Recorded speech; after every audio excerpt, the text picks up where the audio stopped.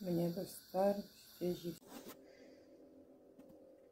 Selam dostlar, bugün biz hamur açtık. Çirpek pişirетін bolamыз. Bizге hamurga un, tuz, su açtığı gerek. Sudu енді жылы сәл ысытып алып, hamur eleyimiz. Mine elегесін 2-3 saat eкен осындай болып көтеріледі. Осы hamurda 7 bölükке bölüp 7 çirpek pişirетін bolamız.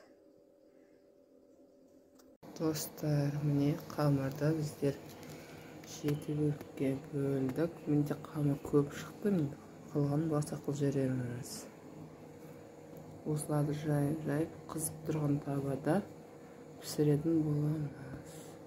Менде таба үлкендеу болғандықтан қамырымды сәл үлкендеп кеттім.